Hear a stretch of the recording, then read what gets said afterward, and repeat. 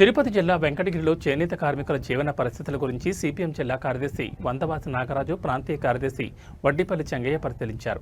ఈ సందర్భంగా వారు మీడియాతో మాట్లాడుతూ, మిత్రులారా, మనం ఇప్పుడు వెంకటగిరి బంగారుపేట చేనేతకి పుట్టినిల్లు, అత్యధిక మంది చేనేత కార్మికులు ఉన్న ప్రాంతంలో ఉన్నాము. ఇక్కడంతా మన చేనేత కార్మికులు ఉన్నారు. పెద్దలు అందరూ కూడా ఇక్కడికి వచ్చారు.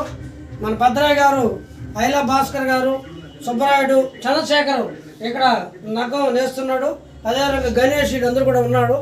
సిపిఎం ప్రతినిధి మన నాయకుడు చెంగయ్య, వీళ్ళందరూ కూడా ఇక్కడికి రావడం జరిగింది. ఇక్కడ పరిశీలన చేస్తే వీళ్ళ యొక్క జీవన విధానం చాలా అన్యాయంగా, చాలా ఘోరంగా ఉంది. ఎందుకంటే వీళ్ళకి 200 యూనిట్లు కరెంటు ఉచితంగా ఇస్తే కొంత వెసులుబాటు కలుగుతుందని చెప్పి వీళ్ళు భావించారు. కానీ ఈ రోజుకి ఈ యొక్క 2 నెలలు అయింది ప్రకటించి, ఇప్పటివరకు అమలు చేయాల. అత్యున్నతమైన దేశ పురస్కారాన్ని పొందిన నగరం ఏదన్నా ఉందంటే వెంకటగిరి. ఒక చేనేతకి, ఒక కాణాచిగా చేనేత వృత్తికే ఒక బ్రహ్మాండమైన ఒక కేంద్రంగా ఉంది. ఇక్కడ పాలిటెక్నిక్ కూడా చేనేత వృత్తిలో ట్రైనింగ్ ఇచ్చేది. ఎంత చేస్తున్నప్పటికీ వీళ్ళ బతుకులు మాత్రం మారడానికి ఈ ప్రభుత్వం ఏమో చర్యలు తీసుకోవట్లేదు. వీళ్ళు నేస్తున్న ఈ చీరలకి, వీళ్ళు నేస్తున్న వాటికి మార్కెట్ లేకుండా ఇబ్బంది పడుతున్నారు. చాలా తక్కువ. వాళ్ళు మొత్తం రోజంతా ఇది కుటుంబం యావత్తు కష్టపడితే 200-300 వచ్చేది చాలా కష్టంగా ఉంది. కూలికి పోతే ఈరోజు 700 దాకా వస్తూ ఉంది. వీళ్ళు ఈ 6 కాలం కష్టపడి వేరే వాళ్ళకి ఇచ్చి, వేరే వాళ్ళ దగ్గర తీసుకొని చేయడం అనేది ఇదిగా ఉంది. ప్రభుత్వం దీనికి ఒక విధానం ప్రకటించాలి. మేము బీసీల కోసమే ఉన్నామని చెప్తున్న ముఖ్యమంత్రి చంద్రబాబు నాయుడు గారు, లేకపోతే నేను ఆదరిస్తానని చెప్పిన పవన్ కళ్యాణ్ గారు, చేనేత వాళ్ళు కనబట్టలేదని నన్ను అడుగుతున్నా. మీరున్న అమరావతిలో పక్కనే చేనేత ఉంది కదా అని చెప్తే, మంగళగిరిలో ప్రాముఖ్యంగా ఉంటుంది కదా అని అడుగుతూ ఉన్నా. అందుకని ఈ యొక్క నిర్ణయాన్ని వాళ్ళు ఏదైతే చెప్పారో ఆ నిర్ణయాన్ని ఈరోజు అమలు చేయాలి.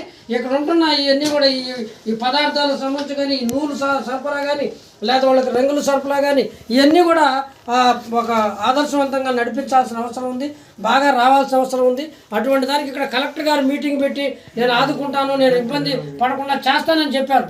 ఇవి ఏమి అమలు చేస్తున్న పరిస్థితి లేదు. జిల్లా కలెక్టర్ గారు, ఇక్కడ ఉన్న ప్రత్యేకమైన చేనేత జౌళి శాఖ మంత్రి వీళ్ళు ఆపుకోకి వాటన్నిటికి కూడా మార్కెట్ పెంచేట్టు చేసి వెంకటగిరిలో దాదాపు వాళ్ళ కుటుంబాలు 2000 పైన ఉన్నాయి. 15,000 మంది దీని మీద జీవనం ఆధారపడి ఉన్నారు. వారిని అందరూ కూడా ఆదుకోవాల్సిన బాధ్యత ఈ యొక్క ప్రభుత్వం మీద, కూటమి తెలుగుదేశం ప్రభుత్వం మీద ఉంది. లేకపోతే వీళ్ళు ఆందోళన చేపట్టాల్సి వస్తుందని చెప్పేసి నేను కోరుతున్నాను. తర్వాత మగ్గానికి 24,000 వాళ్ళు సహాయం చేస్తామని చెప్పారు. అది కూడా ఎవరికి చేయలేదు. ఆ రకంగా ఇప్పుడు ఈరోజు ఆటోలకి రకరకాల వాటికి ప్రకటించారు, కానీ అమలు చేస్తున్న పరిస్థితి లేదు. దీన్ని వెంటనే అమలు చేయాలని చెప్పేసి మేము భారత కమ్యూనిస్ట్ పార్టీ మార్క్సిస్టు సిపిఎం తరఫున డిమాండ్ చేస్తాము.